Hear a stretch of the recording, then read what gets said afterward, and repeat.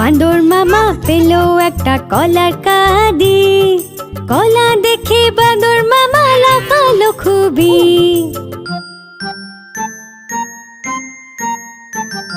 তাড়াতাড়ি কলা ছাড়ালো বাঁদর মামা রে।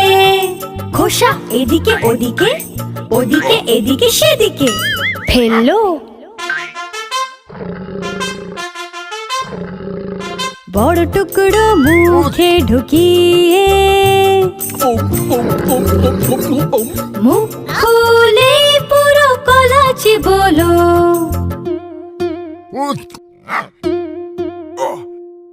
এক টুকরো গলায় আটকে হলো মুখটা লাল নীল। ভালুক দাদা তখন বাঁদর মামার পিঠ চাপড়ে জল খাইয়ে বোঝালো ওকে। মুখে খাবার কখনো বেশি নিও না, ছোট টুকরো নেবে, মুখ বন্ধ করে চিবোবে। মুখে খাবার কখনো বেশি নেবে না, ছোট টুকরো নেবে, মুখ বন্ধ করে চিবোবে।